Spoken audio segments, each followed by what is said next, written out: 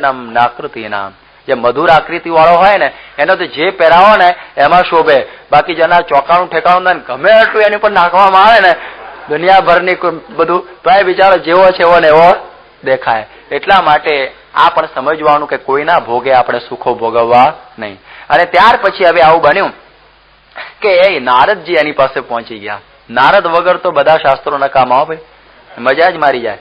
નારદજી ત્યાં પહોંચી ગયા અને નારદજી એ વખતે બરહિષદને કહે છે કે હે બરહિષદ, ત્યાં કેટલા લોકોને મારી નાખ્યા, કેટલા પશુઓને ત્યાં મારી નાખ્યા. જો આકાશની અંદર આ પશુઓ એ બધા પેલા શું કહેવાય કે લોઢાના ભીંગડા અને લોઢાની પેલી સૂંઢો લઈને તને મારવા માટે ઉપર ઉભા છો, તારો હિસાબ પતાવવા માટે. તારે પેલાને ત્રાસ થયો કે અરે ભગવાન મેં તો બહુ ખોટું કર્યું, મેં અત્યાર સુધી યજ્ઞો કરીને આ બધું એમ જ સમજતો કે કર્મકાંડમાં જ બધું આવી ગયું, બ્રહ્મ જ્ઞાનમાં હું કઈ સમજ્યો નથી. મારે તો બસ ખાવું પીવું ને બહુ ખુશ રહેવું, એના માટે મેં આ બધાનો ઉપયોગ કર્યો મારા જીવના પેલા દેહના સુખ માટે. જુઓ ધર્મનો ઉપયોગ શેના માટે કર્યો એને? દેહના સુખ માટે. યજ્ઞની મૂળ ભાવના જુદી છે. ગીતામાં કહ્યું છે કે યજ્ઞાનામ જપ યજ્ઞોસ્મિ. આ બધા યજ્ઞો ઠીક છે, પશુઓ ન મરાતા એવા યજ્ઞો તો આપણે પણ કરીએ છીએ, પણ યજ્ઞાનામ જપ યજ્ઞોસ્મિ, જે ભગવાનનું જે નામસ્મરણ કરવું, નારાયણ નારાયણ નારાયણ, એના જેવો કોઈ મોટો યજ્ઞ નથી. અને આજની એકાદશી છે એ પણ આપણને એ જ સમજાવે છે કે જ્ઞાન યજ્ઞ કરવો અને બીજો શું કરવો? યોગ યજ્ઞ કરવો. એ જ્ઞાન યજ્ઞ અંતરદ્રષ્ટિ કરી અને આપણે આ બધા વિષયો છોડવા, એટલે કે એ પણ એક પ્રકારનો જ્ઞાન યજ્ઞ છે. ભગવાનની કથા વાર્તા અને કીર્તન કરવું એ પણ શું પ્રકારનો? જ્ઞાન યજ્ઞ. અત્યારે આપણે ચાલે છે ને એ શું કહેવાય? યજ્ઞ છે. વગર અગ્નિ વાળો આ યજ્ઞ, જ્ઞાન યજ્ઞ ચાલે છે. એમાંથી યજ્ઞની અંદર બધું હોમવાનું હોય છે. યજ્ઞમાં શું કરવાનું હોય છે? હોમવાનું હોય છે. એટલે આપણે તો ઓલા પશુ હોમીએ, જવતલ હોમીએ એ નહીં. આ જ્ઞાન યજ્ઞ એવો છે કે જેની અંદર ઇન્દ્રિયોની વૃત્તિઓ હોમી નાખવાની. અને ઇન્દ્રિયોની વૃત્તિઓ જયારે હોમી નાખીએ ત્યારે એની અંદરથી યજ્ઞ નારાયણ પોતે પ્રગટ થાય છે. આપણા મનમાં હોમવું એટલે શું? જેમ તમે જો ગાંધીજીએ જયારે ચળવળ ચલાવી ત્યારે એ વખતે ઘણાને ભણતર હતું, ઘણાની સારી નોકરીઓ હતી, એ ગાંધીજીના આદેશ ઉપર હોમી દીધી ને. એટલે કે ગાંધીજીના વચનની અંદર પોતાનું મનગમતું બધાએ મૂકી દીધું, ત્યારે નામ શું કહેવાય? હોમી દીધું. એમ બોલે છે ને ગાંધીજીમાં બધાએ બધાનું હોમી દીધું. એવી રીતે પ્રમુખ સ્વામી મહારાજ એ યજ્ઞકુંડ છે. પ્રમુખ સ્વામી મહારાજ શું છે? યજ્ઞકુંડ છે. અને એની આજ્ઞાની અંદર આપણે આપણા મનગમતા બધા વિચારો, હું આમ કરીશ તો ઠીક ને, આમ કરું તો ઠીક ને, આમ કરું તો ઠીક ને, આમ થવું જોઈએ ને, એવી બધા આપણા ડાપણ ડોળ, આપણી સમજણ, આપણી વૃત્તિઓ, આપણી જે પ્રકારની વાસનાઓ, આપણો અહંકાર, આપણું જે કઈ સ્વભાવો, આ બધું એની રુચિએ રુચિ રાખીએ. હોમવું એટલે શું? હોમવું એટલે શું? કે સ્વામી કે આમ જ કરવાનું, કે હા બાપા એમ જ. સ્વામી કે તમારે સાધુ થઈ જવાનું, ત્યારે સંસારને સળગાઈ નાખવો પડે. સ્વામી કે તમારા મંદિરમાંથી જઈને હવે તમારે બીજા મંદિરમાં જવું, તો એ પણ હોમ્યું કહેવાય. હો, એ પણ હોમ્યું કહેવાય ને. કારણ તમને સંસ્કૃત ભણવાની રુચિ હોય કે જાઓ બાબા સંગીત ભણો, તમને આ પ્રમાણે સંગીતની રુચિ હોય કે જે ગામડે ફરવા જાઓ, તમારી આકાંક્ષાઓને હોમવી પડતી હોય છે ને, તમારા વિચારોને હોમવા પડતા હોય છે ને. તમને એમ થાય કે હું આમ કરું તો મને ફાવે એવું છે, કે ના તમે આમ કરો, તે શું કહેવાય? હોમ્યું કહેવાય. એટલે સત્પુરુષના વચનની અંદર પોતાના બધા વિચારોને સંકલ્પો પરોવી દેવાનું નામ શું કહેવાય? હોમ્યું. અને એ હોમતા જેમ યજ્ઞ નારાયણ પ્રગટ થાય એવી રીતે પોતાનું સ્વરૂપ જે બ્રહ્મ, એની અંદર જયારે પ્રગટ પરબ્રહ્મ પુરુષોત્તમ નારાયણ પ્રગટ થઈ જાય એટલે સમજવું કે આપણો યજ્ઞ પૂરો. ત્યાં સુધી યજ્ઞ કરવાનો. આ જુઓ આજની એકાદશીની વાતમાં મેં આપને સાથે કહી દીધી કે અમે આ યજ્ઞ આરંભ્યો બલિદાનો અમે દઈશું, અમારા અક્ષર પુરુષોત્તમ ગુણાતીત જ્ઞાન અને ગઈશું. બલિદાન માથું કાપી નાખવાનું છે. આમાં માથું નથી કાપવાનું, આપણા વિચારો, આપણી મનની માનેલી માનીનતાઓ બધી આની અંદર હોમવાની છે. અર્જુનને શ્રી કૃષ્ણ ભગવાને શું કહ્યું? કે સર્વધર્માન પરિત્યજ્ય. લોકો શું સમજે કે શ્રી કૃષ્ણચંદ્ર ભગવાન એવું કહ્યું છે કે નાવું ધોવું આ પ્રમાણે જે તે કરવાની કઈ જરૂર નથી, કારણ કે સર્વધર્માન પરિત્યજ્ય. એવો અર્થ ખોટો નહીં કરવાનો. ખોટો અર્થ ઘણા કરે છે કે કૃષ્ણે કહ્યું છે કે બધા ધર્મો છોડી દેવા. યોગી બાપા એનું સુંદર ભાષ્ય કરતા કે બધા ધર્મો છોડી દેવા એટલે શું? કે હે અર્જુન, તારા મનના માનેલા ધર્મો છે બધા તું છોડી દે. નહીં કે નિત્ય નૈમિત્તિક અને કામ્ય ધર્મો છોડવાની વાત નથી કરી. નાવું ધોવું પવિત્રપણે રહેવું એ તો બધું રાખવાનું, પણ તારા મનની અંદર ત્યાં જે ધારેલું છે તું બધું મૂકીને મારે શરણે આવ. ત્યારે ઘણા કઈ બધું જ અમે તો મૂકી દીધું, અમે તો હવે તો ખાઈએ પીએ મજા જ કરીએ છીએ, સર્વધર્માન પરિત્યજ્ય ચાલે છે અમારે તો, કે અમારે તો આ શ્લોક ફિટ બેઠો છે કે. ત્યારે એવી રીતનું આ બેહાડવાનું નથી.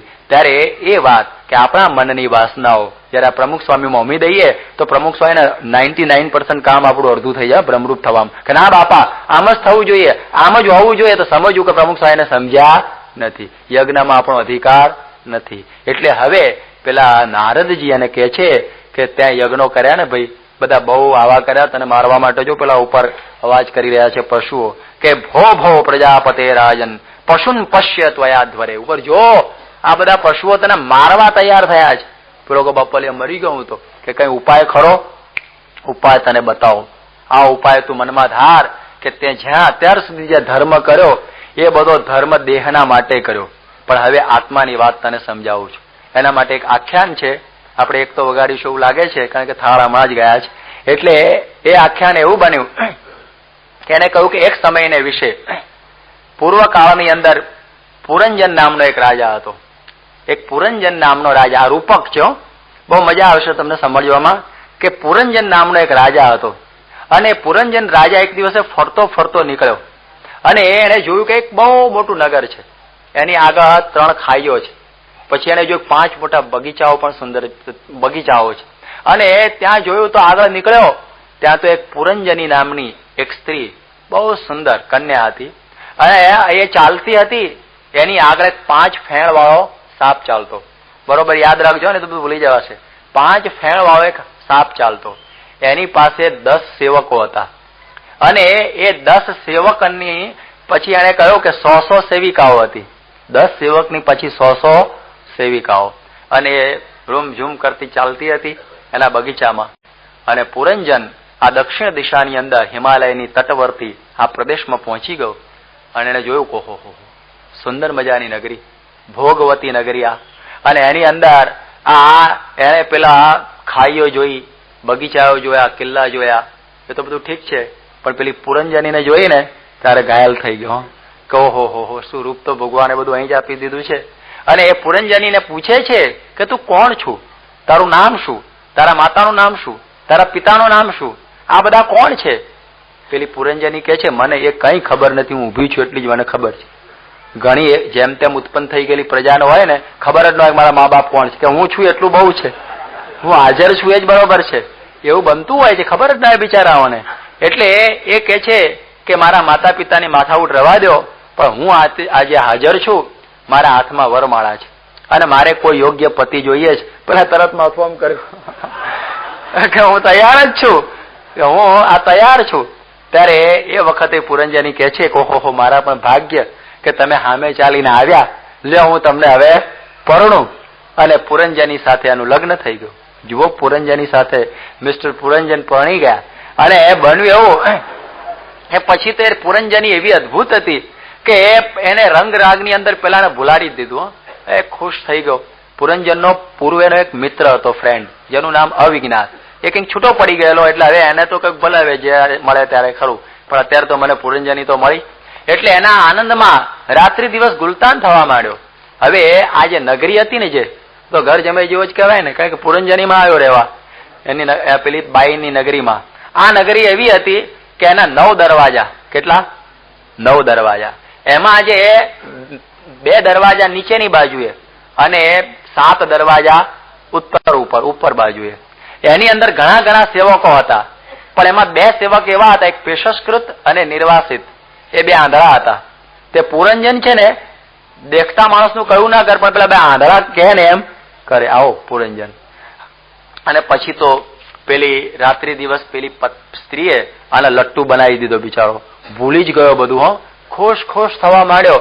એક વખતે શિકાર કરવા ગયો પુરંજન, શિકાર કરવા ગયો અને શિકાર કરીને મોડો રાત્રે આવ્યો. ત્યાં તો પેલી પુરંજનીએ દીવા ઓલવાઈ નાખેલા, વાળ બધા વિખેરી નાખેલા, કપડા બધા ફાડી નાખેલા અને રીસાઈને બેઠેલી. પુરંજન કહે છે શું થયું? તો બસ એટલું જ કે તું મને કયા વગર કેમ ગયો, આટલું જ કામ. આવું બનતું હોય છે ને તમારે, કે કયા વગર કે મારા બધું નક્કી હોય, મારે કહેવું બધી વસ્તુ તને કહીને કરવી, પણ એને કહ્યું બસ હવે તારા સાથે કોઈ સંબંધ જ નહીં, તું કયા વગર કેમ ગયો. પેલો પગમાં પડી ગયો, લોટફોટ થઈ ગયો, પગ ચાટવા માંડ્યો, માંડ પેલી વાત. આવા રોજ બધા પ્રયોગો બન્યા કરે અને પેલો એની જાળમાં ફસાઈ ગયેલો પુરંજન, અને પછી તો 50 વર્ષ ક્યાં વીતી ગયા એને ખબર પડી નહીં, એમને એમ થવા માંડ્યું. અને ત્યાં એવું બન્યું કે ગંધર્વ રાજ આવ્યો. ગંધર્વ રાજે પુરંજનની નગરી ઉપર ચડાઈ આદરી. પુરંજનની નગરી ઉપર ગંધર્વ નામનો એક રાજા. હવે એની પાસે તમે જુઓ કે 700 સેવકો હતા, 700 ઉપરાંત 365 ગંધર્વો હતા, અને 365 એની સ્ત્રીઓ ગંધર્વીઓ. આવું લશ્કર લઈ અને એને ચડાઈ કરી ધમધમાટ. અને એ વખતે નગરની રક્ષામાં પેલો 5 ફેણ વાળો કોણ હતો? સાપ. એ બિચારો ટક્કર ઝીલે, પણ આ ચંડ વેગ નામનો ગંધર્વ અને આ બાજુ એકલો સાપ ક્યાં પત્તો પડે, અને લડાઈ ચાલવા જ માંડી. પેલો બિચારો ગમે તેમ કરીને જજુમાં છે, પણ પેલા બધા રાત દાડો ગંધર્વ અને ગંધર્વીઓ મંડ્યા છે. અને એ વખતે બન્યું એવું કે એક કાળની કન્યા એનું નામ હતું જરાબેન.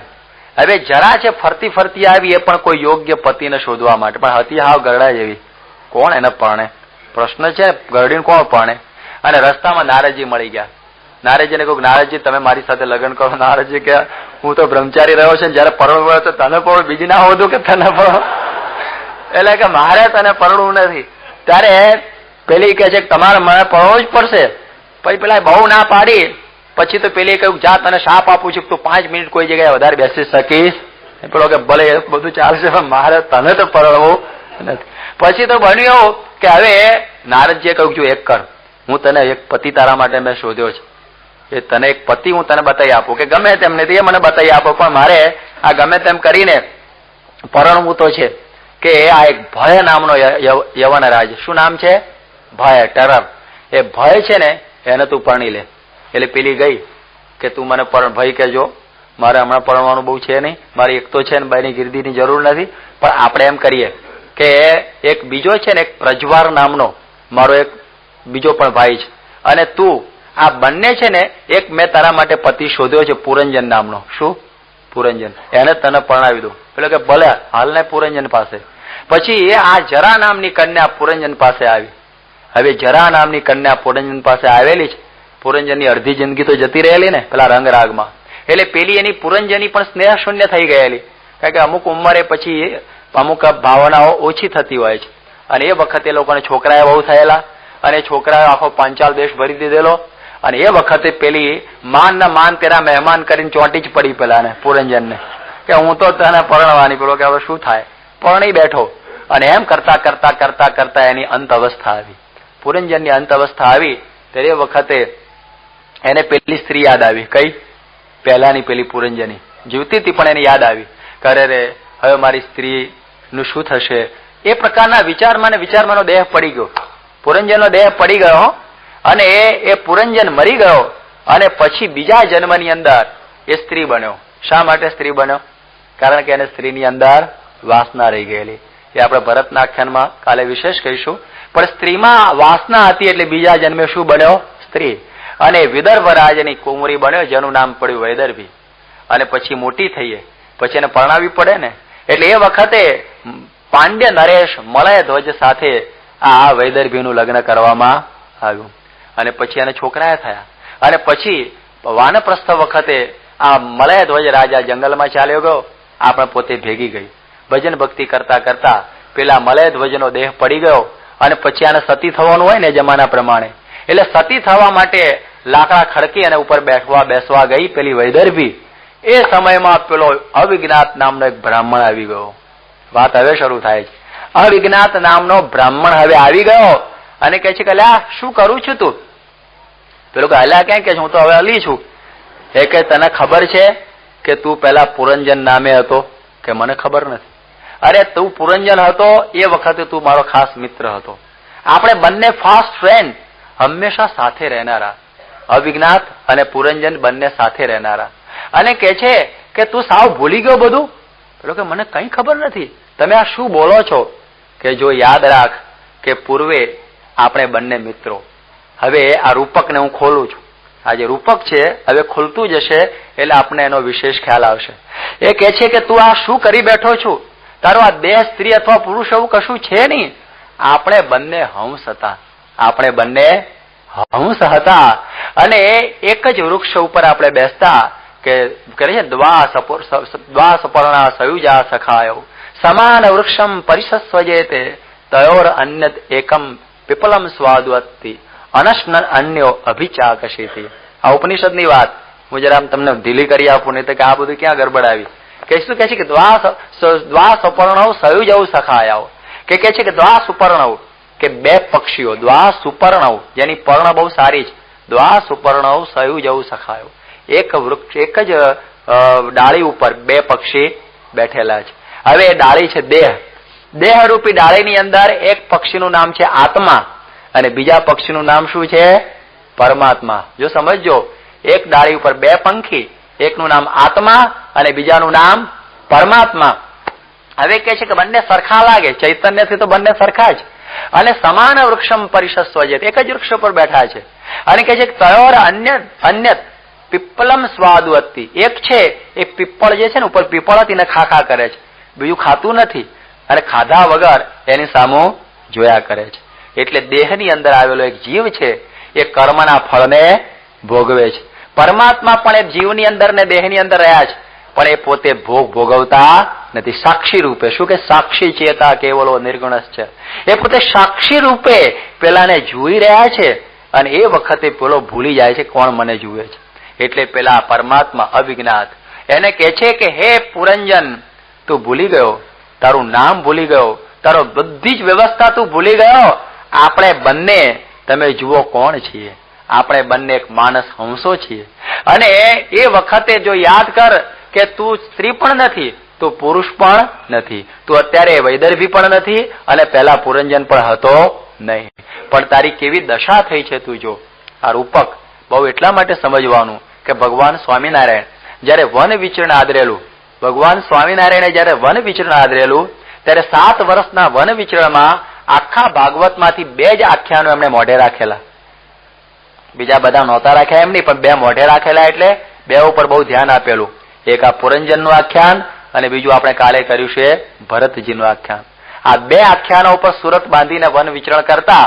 ભરતની ભરત વખતે કરીશ, પણ આ પુરંજનની તો અત્યારે જ કરું છું ને, કે પુરંજનનું આખ્યાન મહારાજ પોતાના મનમાં હંમેશા રાખેલું. જે વચનામૃત છે મધ્યનું 12મું વચનામૃત આ પુરંજનનું વચનામૃત છે. અને એની અંદર આ વાત હવે અવિજ્ઞાત ખોલતા કે છે કે જો ભાઈ આપણે 2 આવા હતા.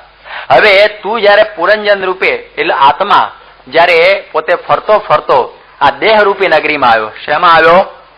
દેહરૂપી નગરી. જો હવે ખુલે છે બરોબર, ધ્યાનથી સાંભળજો. આ દેહરૂપી નગરીની અંદર આત્મા આવ્યો. પેલા કેવો હતો આત્મા? શુદ્ધ બુદ્ધ નિત્ય મુક્ત એવો જે આત્મા. ન મ્રિયતે ન જાયતે કદાચન, ઉપનિષદ કહે છે. એવો આ પ્રમાણે અચ્છેદ્યમ અભેદ્યયમ એ જે ગીતા કહે છે કે અંતવંતી મે દેહા નિત્યસ્યોક્તા શરીરિણ. બીજું બધું તો નાશવંત, જીવ અવિનાશી અજર અમર. હવે એ જે જીવ એ ફરતો ફરતો ક્યાં આવ્યો છે? ભોગવતી નગરી. આ જે છે ને ભોગ સ્થાનમ દેહ, આ ભોગવતી નગરીમાં આવ્યો. તમે જુઓ એની ખાઈઓ છે, એને નગરીની શું છે? ખાઈઓ. અને પછી આ પ્રમાણે 5 એના બગીચાઓ છે, જે આપણે પંચીકરણ કહીએ છીએ. વાતો તમને બહુ કડક પડશે એટલે હું બહુ લાંબી નથી કરતો, પણ આ પંચભૂતનો આ દેહ, પૃથ્વી જળ તેજ વાયુ ને આકાશ, આ પંચભૂતના દેહની અંદર કોણે પ્રવેશ કર્યો? કયા ભાઈએ? આપડા માસ્ટર સાહેબ કે જીવા ભાઈએ. એ આ જીવ શર્મા હરિલીલા કલ્પતરુમાં અને જીવ શર્માનું આખ્યાન કહ્યું છે. એ જીવે એની અંદર પ્રવેશ કર્યો અને એમાં શું જોવે છે? પેલી સ્ત્રી પુરંજની. એ પુરંજની અવિદ્યા માયા અથવા બુદ્ધિ કહીએ, અવિદ્યા માયા બુદ્ધિ આ પુરંજની. અને એની અંદર ખુશ થઈ ગયો અને એ પુરંજની ની પાસે શું હતું જોયું? એક સાપ હતો. એ સાપ 5 ફેણવાળો. આ દેહની અંદર 5 પ્રાણ છે, પ્રાણ અપાન સમાન વ્યાન અને ઉદાન. આ 5 પ્રાણ વાળો આ દેહ છે. આ 5 પ્રાણો આ દેહની રક્ષા કરે છે. કારણ નથી કે ભલાના પ્રાણ ઉપડી ગયા, ભાઈ પ્રાણ ઉઠી ગયા એટલે સમજવું ગયો એ. એટલે જ્યાં સુધી પ્રાણ છે ત્યાં સુધી દેહની આ સ્થિતિ આપણને દેખાય છે. પછી એની જે 10 એની હતા સેવકો, 10 સેવકો ખબર પડી ગઈ ને? 10 ઇન્દ્રિયો. 10 ઇન્દ્રિયો એ આપણા 10 સેવકો છે. અને એની 100 નાયિકાઓ, એટલે કે 10 ઇન્દ્રિયોની 100 વૃત્તિઓ, 100 વૃત્તિઓ. આ બધું લશ્કર. હવે પેલી પુરંજનીને આ પરણી ગયો. કોણ? જીવાત્મા. જીવાત્મા પેલી માયારૂપ બુદ્ધિને વશ થઈ ગયો અને એને વશ બની ગયેલો છે. અને એ વખતે હવે આ બુદ્ધિને વશ થયેલો એવો જે આ જીવાત્મા હવે એના રંગરાગમાં પડી ગયો. દેહને જ પોતાનું રૂપ માનવા મંડી પડ્યો. જો પહેલી વાત કહી તે ફરીથી આવી. દેહને પોતાનું રૂપ માનવા મંડી પડ્યો અને ખાવું પીવું અને ભોગ ભોગવવું જેમ બુદ્ધિ દોરે એમ પ્રમાણે પોતે કરે. પેલી પુરંજની જેમ કે એમ પોતે કરવા માંડ્યો અને એને જ રાજી કરવા માંડ્યો. અને એમ કરતા કરતા કરતા 50 વર્ષ વીતી ગયા અને 2 આંધળાનું કામ કરતો.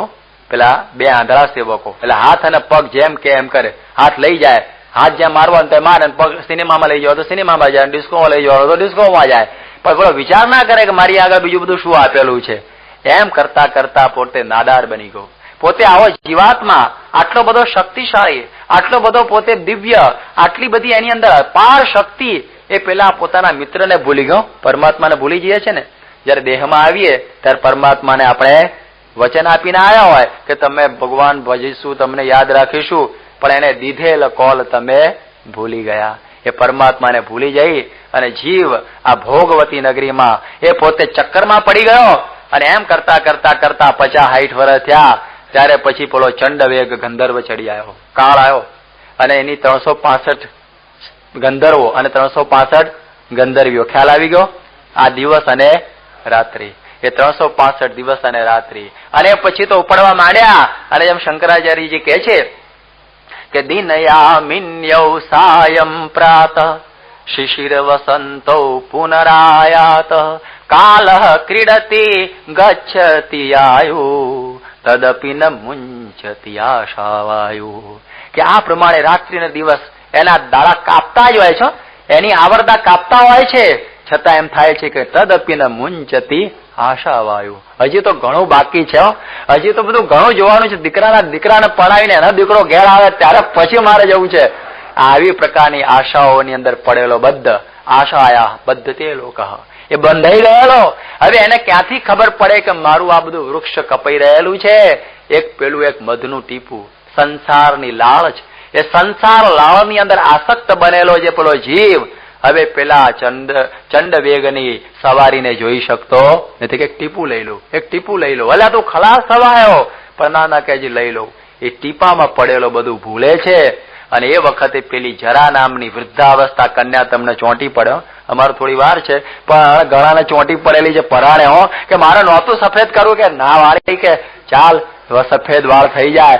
કે મારા દાંત રાખવા છે, અરે કે ના રે તો ચોકઠું પહેરી લે. હવે દરેક પ્રકારે અંગમ ગલિતમ ફલિતમ મુંડમ દશન વિહીનમ જાતમ તુંડમ વૃદ્ધો યાતિ ગ્રહિતવા દંડમ, એવી દશાને આપણે પ્રાપ્ત થઈ ગયા. પછી પેલી સ્ત્રી હોય ને સ્નેહ શૂન્ય થઈ જાય, ત્યાં તો હાવ ટર્ચા જેવો થઈ ગયો, આમાં કઈ રસ જેવું નથી. અને પછી પેલી આશા વાયુમાં મરતો મરતો કોને યાદ કરે કે પેલી સ્ત્રી મારી સામું જોવો તો સારું, પણ પેલી શેની જોવે ના મરી જાય. અને એમ કરતા કરતા બીજો જન્મ, કે જો આ તારો બીજો જન્મ, તું વૈદર્ભી બન્યો પણ નથી તું વૈદર્ભી કે નથી તું પુરંજન. આપણે તો એક હંસ, એક સરોવરના હંસો છીએ. એને જ્ઞાન આપે છે, તું ભૂલી બેઠો કે આ તું દેહ છું, તું આત્મા છું, અક્ષર છું, બ્રહ્મ છું, એમ તું માન. જો આ છેલ્લો ઉપદેશ, આ છેલ્લા આખ્યાનનો આટલો જ આવે છે કે એને એમ કહેવામાં આવ્યું કે તું આમ મને માની બેઠો છું કે તું આ સ્ત્રી છે કે પુરુષ છે. આપણે સ્ત્રી પણ નથી અને પુરુષ પણ નથી. આપણી જે કાયા નગરીના રાજા કોણ છીએ? જીવ છે, કાયા નગરીનો રાજા છે. પણ એના બધા જે પ્રજાજનો સાંડ થઈ બેઠા હોય ત્યારે પેલો જીવ નાદાર થઈ જાય, હો, ઇન્સોલ્વન્ટ, કે ભાઈ સાહેબ મારાથી તો કઈ બને એવું લાગતું. અરે શું ના બને? રાજા તો તું છું, તારું કયું આ બધા 10 ઇન્દ્રિયોને આ બધા કરે અને તું આ ખોટો આ પ્રમાણે આ ભ્રમમાં પડી ગયો છે. પણ કોણ એને કે તું રાજા નથી એવું કે, રાજા છું એવું કોણ એને ભાન આપે? કારણ કે પેલા બધા પ્રધાનો ઉપર ચડી બેઠા હોય ને રાજાને કેમ કરવું પડે, સહી કરો કરું ભાઈ સાહેબ. એવા ઘણા રાજા હોય છે. અહીંનું રાજાનું લગભગ એવું જ છે ને કે એમ કરવું પડતું હોય છે, નામનો રાજા. એવી પરિસ્થિતિ વાળો આ બિચારો બની ગયો, ભાઈ મારું કશું જેવું લાગતું નથી. એવી પરિસ્થિતિ આ પુરંજનની થયેલી, આપણા બધાની. આપણે બધાએ પુરંજન છીએ. એટલે કે છે ને કે આ શરીર રથ છે. શરીર શું છે? રથ. આત્માનમ રથિનમ વિદ્ધિ શરીરમ રથમેવ છે. આ આત્મા છે, રથી છે, અને શરીર શું છે? રથ છે. અને કે છે કે ઇન્દ્રિયાણી હયાનાહુ વિષયાસ્તેષુ ગોચરાન. ઇન્દ્રિયો છે ને ઘોડા છે. ઇન્દ્રિયો શું છે? ઘોડા. અને આ પંચ વિષય શબ્દ સ્પર્શ રૂપ રસ સામે પડેલા છે. અને બુદ્ધિંત સારથીમ વિદ્ધિ, સારથી કોણ છે? બુદ્ધિ. મનઃ પ્રગ્રહમેવ છે, અને મન શું છે? લગામ. હવે તકલીફ રથમાં એ હોય કે લગામ અને સારથી જો બરોબર હોય તો કશો વાંધો આવે નહીં. આપણે બસમાં બેઠા હોઈએ અને આપણે હાઈટ અંદર ઊંઘતા હોઈએ, પણ પેલા ડ્રાઈવરને થાય લાવવાના બધા ઊંઘે છે કે ચોલું હું મારી લઉં તો મોત થઈ જાય. પણ એકલો જાગતો ને આપણે બધા ઊંઘતા હોય તો વાંધો આવે. એવી રીતે આપણી બુદ્ધિ છે એ સારથી છે. એ સારથીની જે લગામ છે, જે મનરૂપી, એ જેમ શ્રી કૃષ્ણના હાથમાં અર્જુને લગામ આપી દીધી, એમ જો ભગવાન કે પ્રમુખ સ્વામીના હાથમાં આપી દઈએ ને તો રથ બરોબર પહોંચી જાય. હો, નહીં તો મોત. તો સ્વધ્વન પારમાપનોતિ તદ વિષ્ણુ હો પરમમ પદમ. એ ભગવાનનું ધામ છે. એટલા માટે વિજ્ઞાન સારથી અસ્તુ મનઃ પ્રગ્રહાનર. એ સારથી બરોબર હોવો જોઈએ. લોકોનો સારથી જ બરોબર નથી હોતો, એટલે એને આત્માનું જ્ઞાન થતું નથી. એટલા માટે આત્મા પરમાત્માનું જે અદભુત જ્ઞાન છે એ જીવાત્મા ખોઈ બેઠેલો છે. એને ખ્યાલ નથી આ દેહમાં આવીને દેહ રૂપ બની ગયેલો છે. જેમ પેલું સિંહનું બચ્ચું બકરાના ટોળામાં ભળી ગયું અને પછી બે બે બે બે કરે. એક વખતે સિંહે બકરાના ટોળા ઉપર હુમલો કર્યો, એના ભેગું પેલું સિંહનું ટોળું પણ પેલું બચ્ચું પણ દોડવા માંડ્યું. બરોબર, આ કેવું બકરામાં સિંહ? કારણ કે જન્મ્યું હશે ને ત્યારથી છૂટું પડીને બકરા ભેગું વળી ગયેલું, એટલે ખબર જ નહીં હું સિંહ છું. પછી તો પેલો સિંહ દોડ્યો, પેલા સિંહનું બચ્ચું હતું ને એને પકડ્યું, થરથર કાંપવા માંડ્યું. અરે કે મૂરખ, તું સિંહ છું, તું બકરું નથી. પણ કે કેવી રીતે મનાય હું સિંહ છું પણ? અને પછી એને પાણીમાં મોઢું બતાવ્યું, જો નખ, જો કેશવાળી, જો દાંત મારા જેવું તારે. આ બકરા તો આપણું ભોજન કહેવાય. જો હું પકડી બતાવું છું તું તો મારી પકડ. અને પછી પેલું બરોબર પકડવા માંડી પડ્યું કે મારા 15 વર્ષ પાણીમાં ગયા પણ થાય હું, તું અત્યારે બે માં પડેલો. એવી રીતે આપણે કઈક મારાથી તો કઈ ના થાય, મારાથી સિગરેટ છૂટે એવી લાગતી નથી. લ્યો આઈને બેસી જ ગયો પાણીમાં, જન્મ ત્યારે મોઢામાં નાખીને આવેલો. પણ એને એમ થાય કે મારેથી આ છૂટે એવું લાગતું નથી. અને એમ થાય કે તારાથી હવે આ કઈ થશે, મંદિરે આવાશે ના ભાઈ સાહેબ, મને કઈ એવું ફાવે એવું લાગતું નહીં. તારે મારા ફાવે કે ના, મને મારા તો ફાવે નહીં. હો, હું મારા કોદાળ મેં જિંદગીમાં ફેરવી નહીં. કારણ તારેથી તિલક ચાંદલો થશે કે ના ના, એવું તો થતું હોય. આ એકાદશીનો ઉપવાસ થાય કે એ થાય, એ તો કેવી રીતે બને? માણસ કેટલો નાદાર બની ગયો, જીવાત્મા એટલો બધો નાદાર બની ગયો છે કે કંઈ કરવા તૈયાર નથી. આ મધ્યનું 12 યાદ રહે છે ને સત્સંગીઓને, કે મધ્યના 12માં કહ્યું છે કે આ બધા સાંડ બની ગયા, પેલો દુઃખી થઈ ગયો. પણ એને ખ્યાલ નથી કે આત્માની અનંત શક્તિ ભરેલી છે. એ શક્તિનો પરિચય કરાવે કોણ? જેમ બળદેવજીને જયારે પ્રલંબાસુર લઈને દોડ્યો ત્યારે બળદેવજીને તો હવે મારું શું થશે? પણ ત્યાં તો આકાશવાણી થઈ કે તમે તો શેષ છો, શેષનો અવતાર પૃથ્વીને ધર્યા છો. અને જે કેફ આવ્યો ને, મારો પ્રલંબ મને એક મુક્કો પ્રલંબ મારી નાખ્યો. હનુમાનજી જયારે લંકામાં સીતાની શોધ માટે નીકળ્યા, સમુદ્ર કાંઠે આવીને ઉભા રહ્યા, માથે હાથ મૂકીને. શેક કુદાય 22 કિલોમીટર કે કેવી રીતે જવાશે? ત્યારે પેલા નલ અને સુગ્રીવને બધા કહે છે, ખબર છે તમે નાના હતા અને અંજની માતાના ખોળામાં હતા, અને એ વખતે પેલો સૂર્ય ઉગેલો અને તમને એમ લાગ્યું કે કંઈક ટોમેટા જેવું છે, એટલે તમે તમારી માના ખોળામાંથી એકદમ કૂદકો મારેલો અને ઠેઠ સૂર્યને બાજેલા. એ તો ઠીક છે, પેલા ઇન્દ્રને અંધારું થયું એટલે તમને પછી પેલું વજ્ર માર્યું, તમારો પગ જરા પાદે અને ખંજહ થઈ ગયા લંગડા, એ વાત બીજી છે. પણ એ વખત તમે એટલે સુધી કૂદેલા એ યાદ છે કે? હા, તો કે આ તો 22 કિલોમીટર છે. કે એમ મારો કૂદકો પેલી બાજુ. એમ કોક કહેનાર જોઈએ કે તમે તો આત્મા છો, અક્ષર છો, બ્રહ્મ છો, તમે નોયા ટોળાના. આપણે આ ટોળાના નથી, આપણે તો અક્ષર બ્રહ્મ છીએ. આપણે તો જેમ કહેવાય ને કે આ લોકના છીએ જ નહીં, એવું કે કોણ? એટલે આપણી અનંત શક્તિઓ આપણી બધી દબાઈ ગયેલી છે. જેમ વિવેકાનંદ સ્વામીએ શક્તિ જાગૃત કરી તો ફોટોગ્રાફિક મેમરી, આમ જોવાનું બધું યાદ, મેધા નાડી સિદ્ધ કરેલી. કેટલા માટે કેવી રીતે બ્રહ્મચર્ય પાળીને. આપણે કે હમણાં મારાથી એવું ન બને. રામ તીર્થે આત્મશક્તિ જાગૃત કરેલી, આમ સ્ટોપ કે અને બરફ ત્યાંનો ત્યાં અટકી જાય, હિમશિલાઓ અટકી જાય. આત્માનંદ અખંડાનંદ સ્વામી આત્મશક્તિ જાગૃત કરેલી, 4 સિંહ આવ્યા, એ આત્મા અને હું એ આત્મા, સિંહ આંટો મારીને જતા રહ્યા. આ આત્માની શક્તિ. આપણી પાસે શક્તિ પડેલી છે બધા પાસે, પણ આપણે થાય ભાઈ સાહેબ મારે તો કઈ થાય એવું લાગતું નથી. હો, મને તો ચક્કર આવશે હવે. આપણને ખ્યાલ નથી કે આપણી અંદર અનંત શક્તિઓ પડેલી છે. પાણી ઉપર આપણે ચાલી શકીએ આત્માની શક્તિથી, આકાશમાં ઉડી શકીએ આત્માની શક્તિથી. આત્માની અંદર અમાપ અમાપ અમાપ શક્તિ પડેલી છે. જે એટમની અંદર જેમ કે છે ને કે એટમને જયારે તોડ્યો, પેલા એટમને રુથરફોર્ડે તોડ્યો અને એની અંદરથી જેને જે ઇલેક્ટ્રોનને તોડ્યો, જે અનંત આકાશ આકાશ આકાશ જોયું, એની અંદર જે ન્યુટ્રોન ઇલેક્ટ્રોનની જેમ ગતિ જોઈ છે આલ્ફા ઇલેક્ટ્રોનની, ઓહો આટલી બધી શક્તિ.